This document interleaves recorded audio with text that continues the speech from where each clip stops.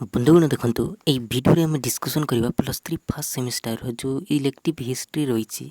ତ elective ହିଷ୍ଟ୍ରିର block 4ର unit 1ରେ ଆମର ଶେର୍ ଶାହା ସୁରୀ ରହିଛି। ତ ତାଙ୍କ ବିଷୟରେ ଆମେ ପଢ଼ିବା ଏହି ଭିଡ଼ିଓରେ।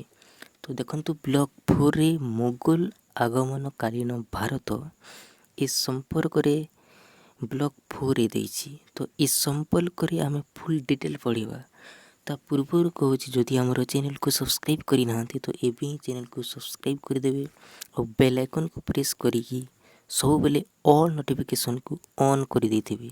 ଆଉ ଆମର ଟେଲିଗ୍ରାମ ଗ୍ରୁପ୍ର ଲିଙ୍କ୍ ଭିଡ଼ିଓ ତଳପଟେ ପାଇଯିବେ।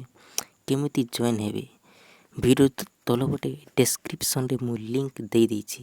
ଯାଇକି ଆମର ଟେଲିଗ୍ରାମ ଗ୍ରୁପ୍ରେ ଜଏନ୍ ହେଇଯିବେ, ଯଦ୍ୱାରା କି ସବୁକିଛି ଇନଫର୍ମେସନ୍ ପାଇପାରିବେ। ତ ଦେଖନ୍ତୁ, ଆମେ ଷ୍ଟାର୍ଟ କରିବା ଆଜିର ସେସନ୍କୁ। ଦେଖନ୍ତୁ, ୟୁନିଟ୍ 1ରେ ରହିଛି, ଆମର ଫାର୍ଷ୍ଟ ୟୁନିଟ୍ରେ ରହିଛି ଶେର୍ ଶାହା ଆଉ ତାଙ୍କ ପ୍ରଶାସନ ଆଉ ତାଙ୍କର ସଂସ୍କାର। ଏହି ବିଷୟରେ ଆମେ ଫୁଲ୍ ଡିଟେଲ୍ ପଢ଼ିବା। ଦେଖନ୍ତୁ, ଶେର୍ ଶାହା ଯେତେବେଳେ ମୋଗଲମାନେ ଦେଖନ୍ତୁ ଭାରତକୁ ଆସିଥିଲେ ତ କେମିତି ଶାସନ କରୁଥିଲେ। ଦେଖନ୍ତୁ, ଫାର୍ଷ୍ଟ ଅଫ୍ ଅଲ୍ ଆମେ ଦେଖିବା। ଦେଖନ୍ତୁ, ଶେର୍ ଶାହା ଦେଖନ୍ତୁ, ଏ ଜାଗାର ନାଁ ହେଉଛି ପ୍ରଥମେ ଆଫଗାନିସ୍ତାନ। ଜାଗାର ନାଁ ହେଉଛି ଆଫଗାନିସ୍ତାନ। ଆଉ ଏ ଶେର୍ ଶାହା ସୁର ପରିବାରରୁ ସେ ଜନ୍ମଗ୍ରହଣ କରିଥିଲେ। ସୁର ପରିବାର ନାଁ ହେଉଛି ସୁର। ଆଉ ତାଙ୍କ ଯେତେବେଳେ ଛୋଟ ଥିଲେ, ଆଉ ତାଙ୍କର ମୂଳ ନାଁ ହେଉଛି ଫରିଦ। ଏଇଟାକୁ ମନେ ରଖିବେ। ଶେର୍ ଶାହା ଛୋଟବେଳେ ଶେର୍ ଶାହା କୁହାଯାଉନଥିଲା, ତା'ର ମୂଳ ନାଁ ହେଉଛି ଫରିଦ। ଶେର୍ ଶାହାର ତା'ର ମୂଳ ନାଁ ହେଉଛି ଫରିଦ। ଆଉ ତାଙ୍କ ବାପାଙ୍କ ନାମ ହେଉଛି ହସନ। ମନେ ରଖିବେ, ତାଙ୍କ ବାପାଙ୍କ ନାମ ହେଉଛି ହସନ। ଆଉ ଶେର୍ ଶାହାଙ୍କ ତାଙ୍କର ଛୋଟବେଳେ ତାଙ୍କର ନାମ ଥିଲା ଫରିଦ। ଆଉ ଦେଖନ୍ତୁ, ଯେତେବେଳେ ଛୋଟ ଥିଲେ ସେତେବେଳେ ଦେଖନ୍ତୁ ସେ ଗୋଟେ ବହୁତ ହିଁ ଜମିଦାର ଘରରେ ଜନ୍ମଗ୍ରହଣ କରିଥିଲେ ଏଇ ଫରିଦ। ଆଉ ଏଇ ଫରିଦ ଦେଖନ୍ତୁ ଗୋଟେ ବିହାରର ବା ଦେଖନ୍ତୁ ଏଇ ଆଫଗାନିସ୍ତାନର ସାସାରାମ। ଏ ସାସାରାମ ବୋଲି ଗୋଟିଏ ଜାଗା। ତ ଏଇଠାରେ ବହୁତ ହିଁ ବଡ଼ ଜମିଦାରରେ ତାଙ୍କ ବାପା କାମ କରୁଥିଲେ।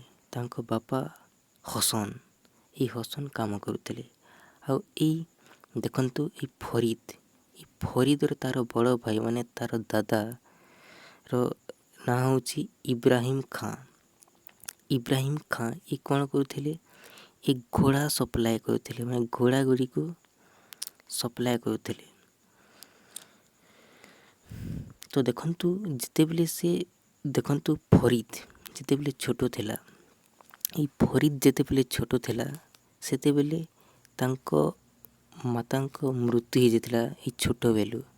ତ ତାଙ୍କ ବାପା କ'ଣ କରିଥିଲେ ନା, ତାଙ୍କ ପିତା ଆଉ 4 ଜଣଙ୍କୁ ବାହା ହୋଇଥିଲେ। ଆଉ 4 ଜଣଙ୍କୁ ସେ ସମୟରେ ଏଇ ଫରିଦ ଛୋଟ ଥିଲା। ତ ଏଇ ଫରିଦକୁ ଗୋଟିଏ ବହୁତ ହିଁ ବଡ଼ ଶିକ୍ଷା କେନ୍ଦ୍ର ଥିଲା ସେ ସମୟରେ। ଦେଖନ୍ତୁ, ଜୌନପୁର ନାମକ ନାଁ ହେଉଛି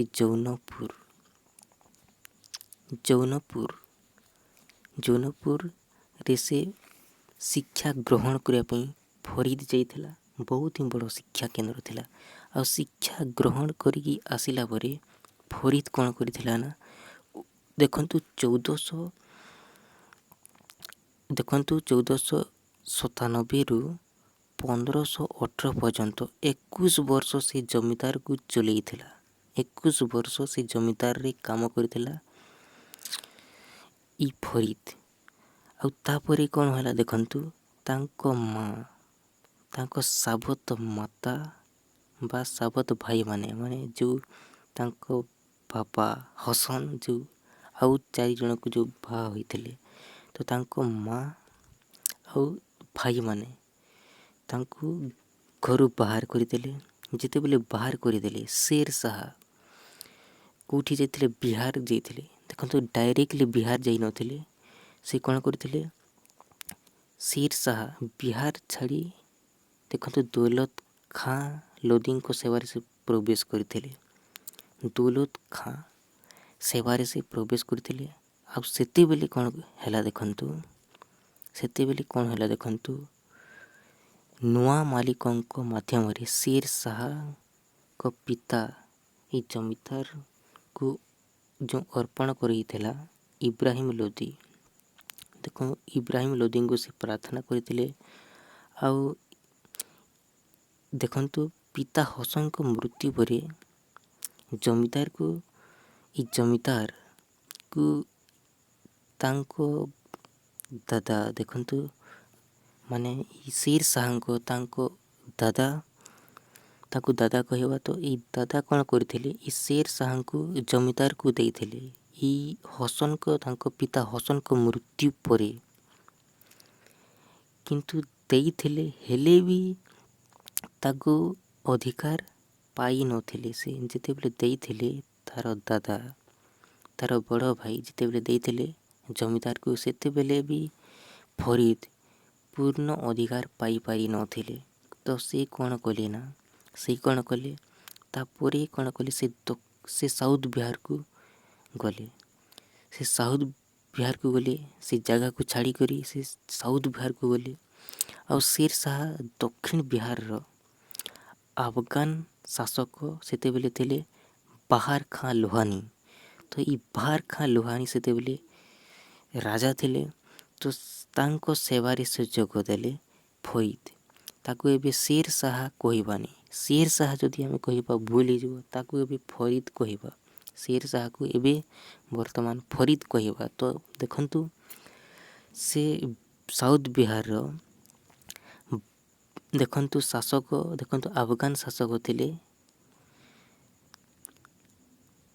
ଆଫଗାନ ଶାସକ ବାହାର ଖାଁ ଲୋହାନୀ ତାଙ୍କ ସେବାରେ ଯାଇଥିଲେ। ତ ସେ ପାନିପତ ଯୁଦ୍ଧରେ ଇବ୍ରାହିମ ଲୋଦୀଙ୍କ ପରାଜୟ ପରେ ବାହାର ଖାଁ ଲୋହାନୀ ନିଜକୁ ଦକ୍ଷିଣ ବିହାରରେ ସ୍ୱାଧୀନ ଶାସକ ବୋଲି ଘୋଷଣା କରିଥିଲେ। ଆଉ ଶେର ଶାହାଙ୍କୁ ତାଙ୍କ ରାଜ୍ୟପାଳ ଆଉ ନାବାଳକ ପୁତ୍ର ଜଲାଲ ଖାଁଙ୍କ ଶିକ୍ଷକ ନିଯୁକ୍ତ କଲେ।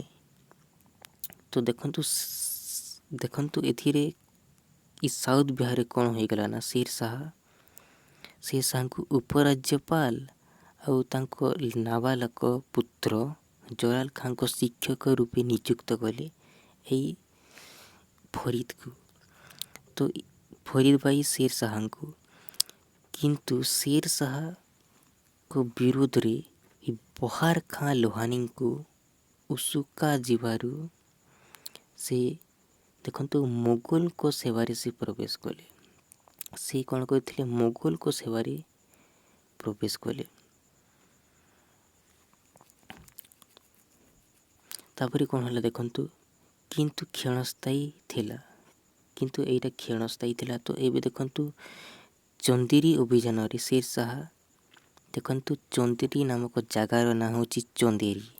ତ ଏଇ ଚନ୍ଦେରୀ ଅଭିଯାନରେ ଶେର ଶାହା ବାବରଙ୍କ ସାହାଯ୍ୟ କରିଥିଲେ। କିଏ? ଶେର ଶାହା।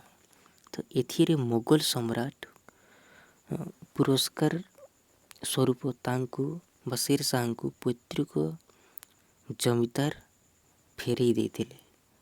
ଆଉ ବାହାର ଖାଁ ଲୋହାନୀ ଉପରାଜ୍ୟପାଳ ଆଉ ନାବାଳକ ପୁତ୍ର ଜଲାଲ ଖାଁଙ୍କ ଶିକ୍ଷକ ରୂପେ ଶେର ଶାହାଙ୍କୁ ଆଉଥରେ କ'ଣ କରିଦେଇଥିଲେ?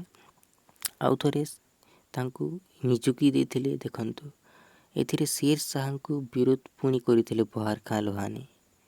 ଆଉ ଯେତେବେଳେ ସେ ବିରୋଧ କରିଥିଲେ, ନିଯୁକ୍ତ କରିଥିଲେ ଶିକ୍ଷକଙ୍କୁ, ଦେଖନ୍ତୁ ଉପରାଜ୍ୟପାଳ ଆଉ ଜଲାଲ ଖାଁଙ୍କ ଶିକ୍ଷକରେ ନିଯୁକ୍ତ କରିଦେଲେ। ତାପରେ ସେ ପୁଣି ବାହାର କରିଦେଲେ, ବିରୋଧ କରିଦେଲେ। ତାପରେ ପୁଣି ଦେଖନ୍ତୁ ଏଠାରେ ପୁଣି ସେ ବାହାର ଖାଁ ଲୋହାନୀ ପୁଣି ଆଉଥରେ ଉପରାଜ୍ୟପାଳ ଆଉ ନାବାଳକ ପୁତ୍ର ଜଲାଲ ଖାଁଙ୍କ ପୁଣି ଆଉଥରେ ଶେର ଶାହାଙ୍କୁ ପୁଣି ନିଯୁକ୍ତ କରିଦେଲେ। ତାପରେ କ'ଣ ହେଲା ଦେଖନ୍ତୁ 1528ରେ ବହାର ଖାଁ ଲୋହାନୀ ତାଙ୍କ ପରଲୋକ ଘଟିଲା, ମାନେ ମୃତ୍ୟୁ ଘଟିଗଲା। ଏ ମୃତ୍ୟୁ ଘଟିବା ତା ପୂର୍ବରୁ ଦେଖନ୍ତୁ, ତା ପୂର୍ବରୁ କ'ଣ କଲା ନା ଶେର ଶାହା ଫରିଦ କ'ଣ କରିଥିଲା, ଏକା ଗୋଟିଏ ବାଘକୁ ମାରି ଦେଇଥିଲା, ଏକା ଗୋଟିଏ ବାଘକୁ ହତ୍ୟା କରିଦେଇଥିଲା। ତେଣୁକରି ବହାର ଖାଁ ଲୋହାନୀ ଶେର ଶାହାକୁ ତାକୁ ଗୋଟିଏ ଉପାଧି ଦେଇଥିଲେ। ତ କ'ଣ ଉପାଧି ଦେଇଥିଲେ? ଶେରକୁ ମାରିଥିଲା ତ ତାକୁ ଶେର ଖାଁ ଉପାଧି ପ୍ରଦାନ କରିଥିଲେ। ଏଇଟାକୁ ମନେ ରଖିବେ। ବହାର ଖାଁ ଲୋହାନୀ କ'ଣ କରିଥିଲେ? ଶେର ଖାଁ ଉପାଧି ପ୍ରଦାନ କରିଥିଲେ ଶେର ଶାହା ସୂରୀକୁ ବା ଫରିଦକୁ। ଆଉ ସେ କ'ଣ କରିଥିଲେ ଦେଖନ୍ତୁ, ଯେତେବେଳେ ସେ 1528ରେ ମୃତ୍ୟୁବରଣ କରିଥିଲେ ବହାର ଖାଁ ଲୋହାନୀ, ଆଉ ତାଙ୍କ ପତ୍ନୀଙ୍କ ନାଁ ହେଉଛି ଦୁଦୁ ବିବି। ଆଉ ଏଇଟା ଯେତେବେଳେ ସେ ମୃତ୍ୟୁ ହେଇଗଲା ତ ଇଏ କ'ଣ ହେଲା, ଇଏ ବିଧବା ମହିଳା ହେଇଗଲା। ତ ଏ ବିଧବା ପତ୍ନୀଙ୍କୁ ନା ଏ ଶେର ଶାହା କ'ଣ କଲା ନା, ଆରେ ଚିନ୍ତା କରନି ମୁଁ ଅଛି କହିଲା। ଆଉ ତାପରେ କ'ଣ କଲା ନା, ଏ ବିଧବା ଦୁଦୁ ବିବିକୁ ମଧ୍ୟ ଏ ଶେର ଶାହା ବାହା ହେଇଗଲା। ତାପରେ ଦେଖନ୍ତୁ ଶେର ଶାହାଙ୍କୁ ବାହା ହେଲା ପରେ ସେ କ'ଣ ପାଇଲା, ଯେତିକି ବି ତାର ଧନ ସମ୍ପତ୍ତି ଥିଲା ସବୁର ଅଧିକାର ପାଇଲା। ଆଉ ତାର ସାମ୍ରାଜ୍ୟ ଯେତିକି ଥିଲା ନା ତାର ବି ଅଧିକାର ପାଇଲା। ତ ଦେଖନ୍ତୁ ତାପରେ କ'ଣ କଲା ନା, ଯେତେବେଳେ ବର୍ତ୍ତମାନ ଯଦି ଆମେ ଦେଖିବା ଶେର ଶାହା ନାମ ମାତ୍ର ଶାସକ କରୁଛି। ଦେଖନ୍ତୁ ନାମ ମାତ୍ର ପ୍ରଥମେ କ'ଣ ହେଲା ନା, ଯେତେବେଳେ ଫାଷ୍ଟ ବାହା ହେଲା ପରେ ସେ ନାମ ମାତ୍ର ଶାସନ କରୁଥିଲେ। ପ୍ରଥମେ ସେ ନାମ ମାତ୍ର କରୁଥିଲେ। ଆଉ ତାଙ୍କ ନାବାଳକ ପୁତ୍ର ଜଲାଲ ଖାଁଙ୍କ ଅଭିଭାବକ ଆଉ ରାଜପ୍ରତିନିଧି ରୂପେ ସେ ରାଜ୍ୟ ଶାସନ କରୁଥିଲେ। ଆଉ ଧୀରେ ଧୀରେ କ'ଣ ହେଲା ନା, ରାଜ୍ୟର ସମସ୍ତ କାର୍ଯ୍ୟକୁ ହସ୍ତଗତ ହେଲା କିଏ? ଶେର ଶାହା। ତାକୁ ଏବେ ଶେର ଶାହା କହିବାନି, ତାକୁ ଏବେ ଆମେ କ'ଣ କହିବା, ଶେର ଖାଁ କହିବା। ଶେର ଖାଁ ଉପାଧି ଦିଆଗଲା ତ ତାକୁ ଆମେ କ'ଣ କହିବା, ଶେର ଖାଁ କହିବା। ପ୍ରଥମେ ଫରିଦ କହୁଥିଲେ, ଏବେ ଆମେ ଶେର ଖାଁ କହିବା। ଶେର ଶାହାକୁ ଏବେ କ'ଣ କହିବା, ଶେର ଖାଁ ଉପାଧି ଦିଆଯାଇଛି ମାନେ ଶେର ଖାଁ କହିବା। ତ ତାପରେ କ'ଣ ହେଲା ଦେଖନ୍ତୁ, ଦକ୍ଷିଣ ବିହାରରେ ସ୍ୱାଧୀନ ଶାସକ ହୋଇଗଲେ କିଏ? ଶେର ଖାଁ। ଆଉ ନିଜକୁ ହଜରତ ଇଲା ଉପାଧିରେ ଭୂଷିତ କଲେ। ନିଜକୁ ହଜରତ ଅଲା ଉପାଧିରେ ଭୂଷିତ କଲେ। ତାପରେ ଦେଖନ୍ତୁ ଶେର ଖାଁ ବା ଶେର ଶାହା ପ୍ରଥମ ବଡ଼ ସଫଳତା ଥିଲା ତାଙ୍କର ଚୁନାର ଅଧିକାର। ଚୁନାର ବୋଲି ଗୋଟିଏ ଜାଗାର ନାଁ ଅଟେ। ତ ଚୁନାର ଦୁର୍ଗ ଥିଲା ତାର ପ୍ରଥମ ସଫଳତା। ତ ଏହା ଥିଲା ଚୁନାରର ଶାସକ। ଦେଖନ୍ତୁ ଚୁନାରର ଶାସକର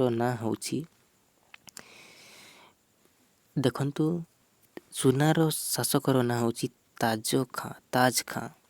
ତ ଏଇ ତାଜ ଖାଁ ତାଙ୍କ ପତ୍ନୀର ନାଁ ହେଉଛି ଲାଡ଼ ମାଲିକା। ଆଉ ଯେତେବେଳେ ସେ ମୃତ୍ୟୁ ହୋଇଥିଲା, ତାଜ ଖାଁ ମୃତ୍ୟୁ ହେଇଗଲେ ତ 2 ନମ୍ବରରେ କାହାକୁ ବାହା ହେଲା ଦେଖନ୍ତୁ, ଶେର ଖାଁ।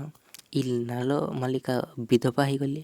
ତ ଇ ବିଧବା ଲାଡ଼ ମାଲିକାଙ୍କ ସହ ଶେର ଖାଁ କ'ଣ କଲେ ନା, ଏହା ସହିତ ବାହା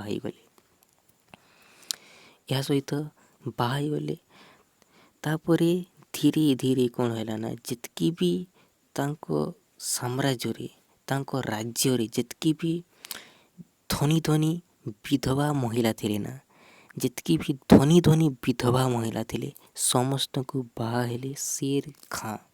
ତ ଏ ବାହା ହେବା ଦ୍ୱାରା କ'ଣ ପାଉଛି ଦେଖନ୍ତୁ, ସେ ଯେତିକି ବି ତାଙ୍କର ଧନ ସମ୍ପତ୍ତି ରହିଛି ତାର ଅଧିକାର ପାଉଛି ସେର ଖାଁ। ଆଉ ଦେଖନ୍ତୁ ତାଙ୍କର ଯେତିକି ବି ସାମ୍ରାଜ୍ୟ ରହିଛି ତାର ମଧ୍ୟ ଅଧିକାର ପାଉଛି ସେର ଖାଁ। ତାପରେ କ'ଣ ହେଲା ଦେଖନ୍ତୁ, ଏହାପରେ 1533ରେ ଶେର ଶାହା ବିହାର ଲୋହାନୀ ମୁଖିଆ ଆଉ ବଙ୍ଗଳାର ମହମ୍ମଦ ଶାହାଙ୍କ ସହିତ ମିଳିତ ବାହିନୀକୁ ସୁରଜଗଡ଼ରେ ପରାସ୍ତ କଲେ। ତାପରେ ଦେଖନ୍ତୁ ଏଇ ବିଜୟ ଫଳ ସମଗ୍ର ବିହାରର ନିୟନ୍ତ୍ରଣକୁ ଆସିଲା। ଆଉ 1536 ଆଉ 1537 ଆଉ 1538ରେ ବଙ୍ଗଳାର ମହମ୍ମଦ ଶାହାଙ୍କୁ ତିନି ଥର ପରାସ୍ତ କରିଥିଲେ। ଆଉ ଦେଖନ୍ତୁ ଏହିପରି କିଛି ସମୟ ପରେ ବହୁତ ହି କମ୍ ସମୟରେ କ'ଣ କରିଥିଲା ଦେଖନ୍ତୁ, ବହୁତ ହି କମ୍ ସମୟ ପାଇଁ ରାଜଧାନୀ ଗୌଡ଼ ମଧ୍ୟ ଅଧିକାର କରିଥିଲେ ଶେର ଶାହା ଆଉ ଶେର ଖାଁ କହିବା ଏବେ। ଆଉ ଦେଖନ୍ତୁ ଏ ସମସ୍ତ ବିଜୟ ଫଳରେ ଶେର ଶାହାଙ୍କ କାର୍ଯ୍ୟ ଆଉ ମର୍ଯ୍ୟାଦା ଧୀରେ ଧୀରେ ବୃଦ୍ଧି ପାଇଲା। ଆଉ ବୃଦ୍ଧି ପାଇଲା ପରେ କ'ଣ ହେଲା ଦେଖନ୍ତୁ, ଶେର ଶାହା ବହୁତ ହିଁ ବଡ଼ ଚତୁର ଭାବରେ ହୁମାୟୁନକୁ ବଙ୍ଗଳାର ରାଜଧାନୀ ଗୌଡ଼ରେ ବ୍ୟସ୍ତ ରଖି କ'ଣ କଲା ନା, ଏ ଶେର ଖାଁ ବହୁତ ହି ଚତୁର ଭାବରେ ସେ ହୁମାୟୁନକୁ ଏ ବଙ୍ଗଳାର ରାଜଧାନୀରେ ଯେତେବେଳେ ରାଜଧାନୀ କରିଦେଲେ, ଏ ଗୌଡ଼ର ରାଜଧାନୀ ଯେତେବେଳେ ହୋଇଗଲା ଦେଖନ୍ତୁ, ରାଜଧାନୀ ଗୌଡ଼ରେ ବ୍ୟସ୍ତ ରଖି ହୁମାୟୁନକୁ ଏ ଶେର ଖାଁ ବହୁତ ଚାଲାକ, ଏ ହୁମାୟୁନକୁ ବହୁତ ବ୍ୟସ୍ତ ରଖିକି ବିହାର ଆଉ ଦିଲ୍ଲୀ ମଧ୍ୟରେ ସମସ୍ତ ଯୋଗାଯୋଗ ମାର୍ଗ ବିଚ୍ଛିନ୍ନ କରିଦେଲେ। ଆଉ ଏ ବଙ୍ଗଳାରୁ ଆଗ୍ରା ଫେରିବା ବେଳେ ହୁମାୟୁନକୁ ଅଟକାଇ 1539 ଜୁନ୍ 16ରେ ଚୌସା ବୋଲି ଗୋଟିଏ ଜାଗାର ନାଁ, ତ ଏଇ ଚୌସାରେ ଏ ମୋଗଲ ବାହିନୀକୁ ବହୁତ ହିଁ ପରାଜୟ କରିଥିଲେ। ତ ଚୌସା ଯୁଦ୍ଧ ହୋଇଥିଲା। କେବେ ହେଇଥିଲା ତ ମନେ ରଖିବେ, 1539 ଜୁନ୍ 26ରେ ଚୌସା ବୋଲି ଗୋଟିଏ ଜାଗାର ନାଁ। ତ ଏଇ ଚୌସାଠାରେ ଚୌସା ଯୁଦ୍ଧ ହୋଇଥିଲା। ତ ଏଠାରେ ଗୋଟିଏ ପଟେ ଆଫଗାନିସ୍ତାନର ଶେର ଶାହା ଥିଲେ ଆଉ ଏ ମୋଗଲର ହୁମାୟୁନ ଥିଲେ। ତ କାହାକୁ ପରାସ୍ତ କଲେ? ଶେର ଶାହା ପରାସ୍ତ କଲେ ହୁମାୟୁନକୁ ଆଉ ହୁମାୟୁନକୁ ହରାଇଥିଲେ। କିନ୍ତୁ ହୁମାୟୁନ କ'ଣ କରିଥିଲେ ନା, ବହୁତ ଚାଲାକ, ତ ତାଙ୍କ ଜୀବନକୁ ବଞ୍ଚାଇବା ପାଇଁ ନା ସେ ପୁରା ଖସିଗଲେ। ଆଉ ଏଥିରେ ବିଜୟୀ କିଏ ହେଲେ? ଶେର ଖାଁ ବିଜୟୀ ହେଲେ। ଆଉ ଶେର ଖାଁକୁ ବିଜୟରେ ତାଙ୍କୁ ପ୍ରୋତ୍ସାହିତ କଲେ। ଆଉ ଶେର ଶାହା ବଙ୍ଗଳାରେ ପୁଣି ତାଙ୍କୁ ଆଉଥରେ ପ୍ରତିଷ୍ଠା କଲେ। ଆଉ ଗୌଡ଼ରେ ସିଂହାସନ ଆରୋହଣ କରି ତାଙ୍କୁ ଶେର ଶାହା ବୋଲି ତାଙ୍କୁ ପୁଣି ଉପାଧି ଦିଆଗଲା। ଆଉ ତାଙ୍କୁ ମୁକୁଟ ପିନ୍ଧାଗଲା ଆଉ ସୁଲତାନ ଇ ଅଦିଲ ରୂପେ ଘୋଷଣା କଲେ। ଆଉ ତାଙ୍କୁ ଶେର ଶାହା ଉପାଧି ବି ଦେଲେ। ତ ଏବେଠୁ ଆମେ ଶେର ଶାହା ସୁରୀ କହିବା। ତ କେବେ ଦେଲେ? ତ 1539 ପରେ ତାକୁ ଆମେ ଶେର ଶାହା ସୁରୀ କହିବା। 1539 ପରେ ଇ ଫରିଦକୁ ବା ଶେର ଖାଁକୁ ଆମେ ଶେର ଶାହା ସୁରୀ କହିବା। ତା ପୂର୍ବରୁ ଫରିଦ କୁହାଯାଉଥିଲା, ଯେତେବେଳେ ଛୋଟ ଥିଲା ଫରିଦ କୁହାଯାଉଥିଲା। ତାପରେ ବିହାରରେ ଯେତେବେଳେ ଆସିଲା, ଯେତେବେଳେ ତାଙ୍କୁ ଶେର ଖାଁ ଉପାଧି ଦିଆଯାଇଥିଲା, ସେତେବେଳେ ତାକୁ ଶେର ଖାଁ କୁହାଯାଉଥିଲା। ଆଉ 1539 ଏଇ ଚୌସା ଯୁଦ୍ଧ ପରେ ତାକୁ ଶେର ଶାହା ସୁରୀ କୁହାଗଲା। ତ ତା ପରବର୍ତ୍ତୀ ସମୟରେ ଦେଖନ୍ତୁ, 1540ରେ ମାନେ 1540ରେ ଆଉ ଗୋଟିଏ ଯୁଦ୍ଧ ହେଲା। 1540ରେ କନୌଜ ଯୁଦ୍ଧ ବା ଏହାକୁ ବିଲଗ୍ରାମ ଯୁଦ୍ଧ ମଧ୍ୟ କୁହାଯାଏ। କନୌଜ ଯୁଦ୍ଧ ବା ବିଲଗ୍ରାମ ଯୁଦ୍ଧ। ତ ଏହି ଯୁଦ୍ଧରେ ଦେଖନ୍ତୁ 1540ରେ ହୁମାୟୁନକୁ କନୌଜ ଆଉ ବିଲଗ୍ରାମ ଯୁଦ୍ଧରେ ଆଉ ଥରେ ପରାସ୍ତ କରି ଏ ଶେର ଶାହା ସୁରୀ ଆଉ ଥରେ ଦିଲ୍ଲୀ ସିଂହାସନ ଅଧିକାର କଲେ। ଏଥିରେ ଆଉ ଥରେ ହରେଇଥିଲେ କାହାକୁ? ହୁମାୟୁନକୁ ଆଉ ଥରେ ହରେଇଥିଲେ। ଶେର ଶାହା ସୁରୀ ହୁମାୟୁନକୁ ଆଉ ଥରେ ହରେଇକି ସେ ଦିଲ୍ଲୀ ସିଂହାସନ ଆରୋହଣ କଲେ। ତାପରେ କ'ଣ ହେଲା ଦେଖନ୍ତୁ, ଏହିପରି ଆଫଗାନ ସାମ୍ରାଜ୍ୟର ପୁନଃ ଦେଖନ୍ତୁ ଜିତିଗଲା। ଦେଖନ୍ତୁ ଶେର ଶାହା ଜିତିଗଲା, ବିଜୟୀ ହେଲା ପରେ ସେ ପୁଣି ଆଉ ଥରେ ଆଫଗାନ ସାମ୍ରାଜ୍ୟର ଆଉ ଥରେ ପ୍ରତିଷ୍ଠା କଲା। ଆଉ ଶେର ଶାହା 1540ରୁ 1545 ପର୍ଯ୍ୟନ୍ତ 5 ବର୍ଷ ଶାସନ କଲେ। କେତେ ବର୍ଷ? 5 ବର୍ଷ ଶାସନ କଲେ। ଆଉ 1545ରେ ତାଙ୍କ ମୃତ୍ୟୁ ହୋଇଯାଇଥିଲା ଶେର ଶାହା ସୁରୀ। ତାପରେ ଆଉ କ'ଣ ହେଲା ଦେଖନ୍ତୁ, ଆଉ କମ୍ ସମୟ ମଧ୍ୟରେ ନିଜକୁ ଦିଗ୍ବିଜୟୀ ଶେର ଶାହା ସୁରୀ ନିଜକୁ ଜଣେ ଦିଗ୍ବିଜୟୀ ସାବ୍ୟସ୍ତ କରିଥିଲେ। ଆଉ ଶେର ଶାହା ଦେଖନ୍ତୁ ମାନବ ବିରୋଧରେ ସେନା ପ୍ରେରଣା କରିଥିଲା। ଆଉ ଦେଖନ୍ତୁ 1542ରେ ମନେ ରଖିବେ, ଗ୍ୱାଲିୟର ଦୁର୍ଗର ଶାସକଙ୍କ ଆତ୍ମସମର୍ପଣ ସହ ମାନବ ବିଜୟ ସମାପ୍ତ କରିଥିଲା। ଆଉ ପୁରଣ ଦେଖନ୍ତୁ ତାପରେ କ'ଣ ହେଲା ଦେଖନ୍ତୁ, ସେ ଶେର ଶାହା ରାଇସିନ ଦୁର୍ଗ ଅଧିକାରକୁ ସମର୍ଥନ କରାଇଥିଲେ। ପୁରନ ମଲଙ୍କ ସାହସିକ ସଂଗ୍ରାମ ସତ୍ତ୍ୱେ ସେ ଶେର ଶାହା କ'ଣ କରିଥିଲେ? ରାଇସିନ ଦୁର୍ଗ ଅଧିକାର କରିବାକୁ ସମର୍ଥନ କରିଥିଲେ। ଆଉ 1543ରେ ମୁଲତାନ, ସିନ୍ଧ ଆଉ ପଞ୍ଜାବ ଅଧିକୃତ ହୋଇଥିଲା। ତାପରେ କ'ଣ ହେଲା ଦେଖନ୍ତୁ, ଆଉ ଗୋଟିଏ ଦେଖନ୍ତୁ ମାଲଦେଓଙ୍କ ଶାସନରେ ଯୌଧପୁର ଶକ୍ତିଶାଳୀ ହୋଇ ଗଢ଼ି ଉଠିଥିଲା। ତାପରେ ଦେଖନ୍ତୁ ହୁମାୟୁନ ଏଠାରେ ଆଶ୍ରୟ ନେଇଥିଲେ। କେଉଁଠାରେ? ଏଇ ଯୌଧପୁର। ମାଲଦେଓଙ୍କ ଶାସନରେ ଏଇ ଯୌଧପୁରରେ ଦେଖନ୍ତୁ ଏଠାରେ ଆଶ୍ରୟ ନେଇଥିଲେ। ଆଉ ଆଶ୍ରୟ କିଏ ଦେଇଥିଲେ? ଏ ମାଲଦେଓ ଯୋଧପୁରର ଶାସକ ମାଲଦେଓ ଏ ଆଶ୍ରୟ ଦେଇଥିଲେ। ଆଉ ଏହାକୁ